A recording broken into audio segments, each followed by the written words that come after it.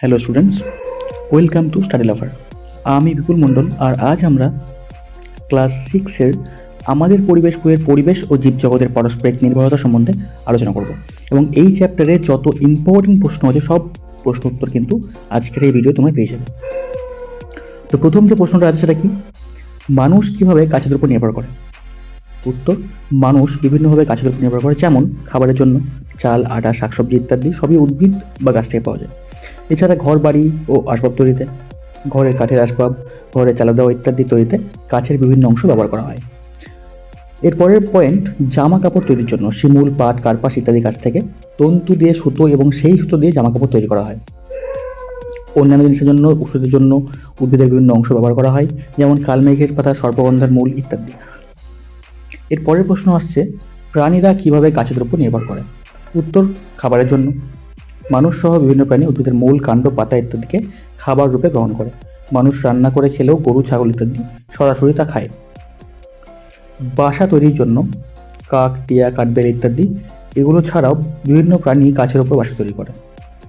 এর পরের প্রশ্ন, প্রাণী থেকে পাই এমন খাবারের উদাহরণ দাও। গরু বা ছাগলের দুধ অথবা মুরগির মাংস ইত্যাদি। পরের প্রশ্ন, গাজরের কোন অংশ আমরা খাবার হিসেবে গ্রহণ করি?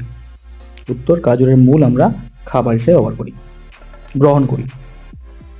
এরপরে প্রশ্ন, আদার কোন অংশ আমরা খাদ্য হিসেবে গ্রহণ করি? এর উত্তর, আদার কাণ্ড আমরা খাদ্য হিসেবে গ্রহণ করি। তো এই প্রশ্নগুলো কিন্তু সবই খুব ইম্পর্টেন্ট, তাই তোমরা এগুলো খুব ভালোভাবে নোট করে নাও। আর যদি তোমরা এগুলোর পিডিএফ চাও তাহলে আমাকে কমেন্ট বক্সে কমেন্ট করো, তাহলে আমি এর পিডিএফের লিঙ্ক ডেসক্রিপশন বক্সে দিয়ে দেবো। পরের প্রশ্ন, চালতার কোন অংশ আমরা খাদ্য হিসেবে গ্রহণ করি?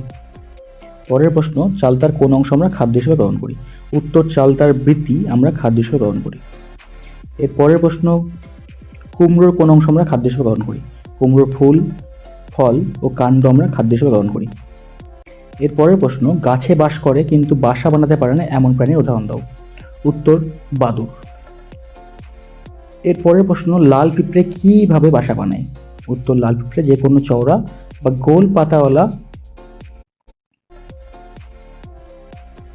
গাছের পাতা মুড়ে সেগুলো দিয়ে জোড়া লাগিয়ে বাসা বানায়। এরপরের প্রশ্ন, কোন গাছের কোন অংশ দিয়ে হাত পাখা তৈরি হয়? উত্তর, তাল গাছের পাতা দিয়ে হাত পাখা তৈরি হয়। এরপরের প্রশ্ন, তন্তু কাকে বলা হয়? এটা কিন্তু খুব ইম্পর্টেন্ট প্রশ্ন। তন্তু কাকে বলা হয়? সুতো যে সরু সরু সূক্ষ্ম অংশ দিয়ে গঠিত হয় তাকে বলা হয় তন্তু। আর তন্তু কিভাবে আসে? প্রথমে তন্তু থেকে সুতো হয়, সেই সুতো থেকে কিন্তু কাপড় হয়। এর পরের প্রশ্ন, তন্তু দিয়ে কি তৈরি হয়? উত্তর, তন্তু দিয়ে দড়ি তৈরি হয়। তুলো গাছের আর এক নাম কি? কার্পাস। সুতির জামা কাপড় কি দিয়ে তৈরি হয়? তন্তু দিয়ে। কোন কোন গাছ থেকে তন্তু পাওয়া যায়? উত্তর, শিমুল, কার্পাস, পাট, নারকেল ইত্যাদি। রজন কোন গাছ থেকে পাওয়া যায়? এর কাজ কি? রজন পাওয়া যায় পাইন বা শালের মতো গাছ থেকে। কাঠ পালিশ করতে রজন ব্যবহার করা হয়। এরপর রবার পাওয়া যায় কোন গাছ থেকে? এর কাজ কি? রবার পাওয়া যায় রবার গাছ থেকে। রবার দিয়ে গাড়ির টায়ার, পেন্সিলের দাগ মোছার ইরেজার ইত্যাদি তৈরি করা হয়। পরের প্রশ্ন, পেন্সিলের দাগ মোছার জন্য ইরেজার কি দিয়ে তৈরি করা হয়? রবার দিয়ে। এরপর কুইনাইন কি থেকে পাওয়া যায়? উত্তর, শিংকোনা গাছের ছাল থেকে। পরের প্রশ্ন, ম্যালেরিয়া রোগের ওষুধ কি থেকে তৈরি হয়?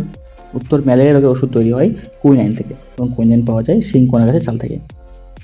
এরপর গাছেরা খাবার তৈরির সময় কোন গ্যাস গ্রহণ করে এবং কোন গ্যাস ত্যাগ করে? উত্তর, গাছেরা খাবার তৈরির সময় কার্বন ডাইঅক্সাইড গ্যাস গ্রহণ করে এবং অক্সিজেন ত্যাগ করে। এরপর পরাগ মিলন কাকে বলা হয়? এটাও কিন্তু খুব ইম্পর্টেন্ট প্রশ্ন। প্রাকৃতিকভাবে কিংবা কোনো পতঙ্গের গায়ে লেগে পরাগরেণু যখন এক ফুল থেকে আরেক ফুলে এসে পড়ে তখন সেই প্রক্রিয়াকে বলা হয় পরাগ মিলন। এরপরের প্রশ্ন, বাদুড় কিভাবে উদ্ভিদের বংশবিস্তারে সাহায্য করে? বাদুড় ফল খেয়ে ফলের বীজগুলো হজম করতে পারে না এবং এই ফলের বীজগুলো তাদের মলের সঙ্গে বেরিয়ে আসে।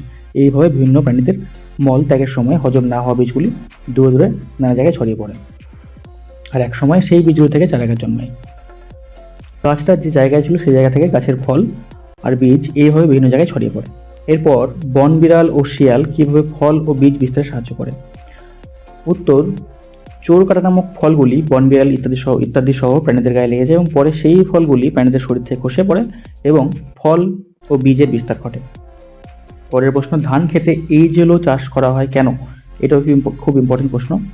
ধান খেতে অ্যাজেলো পানা চাষ করলে জমিতে আর সার দিতে লাগে না এবং আসলে এগুলো এক ধরনের পানা এবং এদের পাতা থেকে এক ধরনের ব্যাকটেরিয়া আছে যারা বাতাসের নাইট্রোজেনকে বেঁধে ফেলতে পারে। তাতে অ্যাজোলার উপকার হয় কারণ সারের জন্য নাইট্রোজেন লাগে এবং অ্যাজোলা তার পাতায় ওই ব্যাকটেরিয়াকে থাকবার সুযোগ দেয়।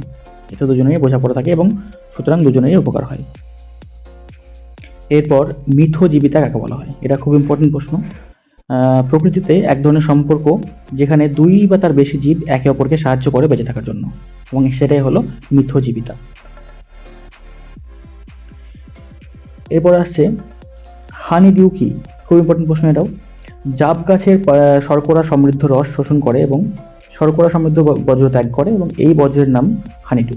প্রশ্ন, সাগর কুসুম ও ক্লাউন মাছ কিভাবে একে অপরকে সাহায্য করে? ক্লাউন মাছ থাকে সাগর কুসুমের সঙ্গে এবং সাগর কুসুমের শত্রু যেমন বাটারফ্লাই মাছকে তাড়িয়ে দেয় আর সাগর কুসুমের খাবারের পরে থাকা অংশের ভাগ পায় ক্লাউন মাছ। আবার অনেক সময় ক্লাউন মাছকে তাড়া করে আসা প্রাণীরা সাগর কুসুমের শিকার হয়। এরপরের প্রশ্ন, সাগর কুসুম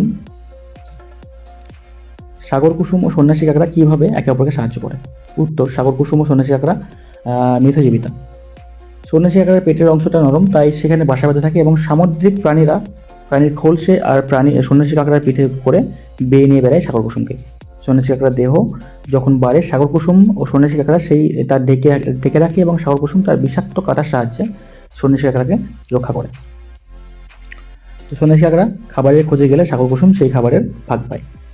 এরপরের প্রশ্ন, মাংসাশী প্রাণী কাদের বলা হয়? যেসব প্রাণীরা অন্য প্রাণীদের খায় তো তাদের বলা হয় মাংসাশী প্রাণী, যেমন বাঘ, সিংহ ইত্যাদি। এরপরের প্রশ্ন আসছে কি, তৃণভোজী প্রাণী কাদের বলা হয়? যেসব প্রাণীরা লতা পাতা ঘাস ফল ফুল ইত্যাদি খেয়ে বেঁচে থাকে তাদের বলা হয় তৃণভোজী প্রাণী, যেমন হরিণ, ছাগল, গরু ইত্যাদি। পরের প্রশ্ন, পরজীবী প্রাণী কাদের বলা হয়? যেসব প্রাণীরা অন্য প্রাণীদের উপর নির্ভর করে বেঁচে থাকে তাদের বলা হয় পরজীবী, যেমন উকুন। এরপরের প্রশ্ন আসছে, একটি বহিঃপরজীবী উদাহরণ দাও। উত্তর, উকুন একটি বহিঃপরজীবী। এরপর একটি অন্তঃপরজীবী উদাহরণ দাও। কৃমি একটা অন্তঃপরজীবী। অন্তঃপরজীবী কথা অর্থ কি? পেটের ভেতর বা শরীরের ভিতরে থাকে বা কোনো কিছু ভিতরে থাকে, এটাকে বলা হয় অন্তঃপরজীবী, সেজন্য বলা হচ্ছে। কৃমি তো বাইরে থাকে না, কৃমি ভিতরে থাকে। এরপরে যক্ষার জীবাণু কোন অঙ্গে বাসা বাঁধে? যক্ষার জীবাণু ফুসফুস, হাড় ইত্যাদি অঙ্গে বাসা বাঁধে।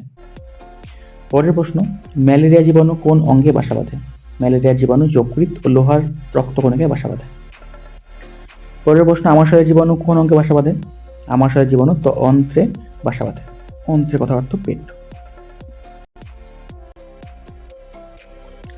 সিল্ক কোথা থেকে পাওয়া যায়? সিল্ক পাওয়া যায় রেশম মধ্য থেকে। কড হাঙরে যকৃৎ তেলে কোন ভিটামিন পাওয়া যায়? ভিটামিন এ ও ভিটামিন ডি পাওয়া যায়। পরিবেশ পরিষ্কার রাখে এমন দুটি প্রাণীর নাম লেখো। শকুন ও কাক। এরপরের প্রশ্ন, হাল বলদের থেকে ট্রাক্টর ব্যবহার সুবিধাজনক কেন? হাল বলদের সাহায্যে লাঙল চষা সময় চাষির পরিশ্রম হতো অনেক, একটানা অনেকক্ষণ চাষ করতে পারতো না, তাছাড়া অনেক সময় লেগে যেত। ট্রাক্টর ব্যবহারে কাজ অনেক সহজ হয়ে উঠেছে এবং এছাড়াও অনেক চাষ করা যায় এবং বিশ্রামের প্রয়োজন কম লাগে। পরের প্রশ্ন, দুধ থেকে দই তৈরি করতে কোন ব্যাকটেরিয়া কাজে লাগে? এটা খুব ইম্পর্টেন্ট প্রশ্ন। উত্তর হচ্ছে ল্যাক্টোব্যাসিলাস। এরপরের প্রশ্ন, পাউরুটি তৈরিতে কোন ছত্রাক ব্যবহার করা হয়? এটা ইম্পর্টেন্ট প্রশ্ন এটাও। ইস্ট। পাউরুটি তৈরিতে ইস্ট ব্যবহার করা হয় এবং পাউরুটির গায়ে ফোঁটা থাকে কেন? উত্তর, ময়দা বা আটার সঙ্গে জল বা ইস্ট নামক এক কোষী ছত্রাক মেশানো এবং ময়দা বা আটায় থাকা শর্করাকে ইস্ট ভেঙে ফেলে আর তৈরি করে কার্বন ডাইঅক্সাইড আর অ্যালকোহল। ময়দা বা আটা মিশ্রণকে ফুলে ফেপে উঠতে সাহায্য করে এই কার্বন ডাইঅক্সাইড। পরে ওই মিশ্রণ থেকে কার্বন ডাইঅক্সাইড বেরিয়ে যায় আর পাউরুটির গায়ে ফোঁটা ফোঁটা হয়ে যায়। এরপরের প্রশ্ন, স্টেপ্টোমাইসিস কি? স্টেপ্টোমাইসিস হলো এক ধরনের ব্যাকটেরিয়া প্রজাতি। এই প্রজাতি থেকে 50টা আরও বেশি ব্যাকটেরিয়ানাশক, ছত্রাকনাশক আর পরে বিচি পরজীবী নাশক অ্যান্টিবায়োটিক ওষুধ তৈরি হয় এবং স্ট্রেপ্টোমাইসিন, অ্যাজিথ্রোমাইসিন ইত্যাদি স্ট্রেপ্টোমাইসিন থেকে পাওয়া যায় এক ধরনের অ্যান্টিবায়োটিক ওষুধ। তো স্ট্রেপ্টোমাইসিন কি? এক ধরনের অ্যান্টিবায়োটিক ওষুধ। তো আজকের মতো এটুকুই। যারা আমার চ্যানেল নতুন তারা চ্যানেলটি সাবস্ক্রাইব করে নাও। এর পরবর্তী ভিডিওতে এর পরের চ্যাপ্টার সম্বন্ধে আলোচনা করব। ধন্যবাদ।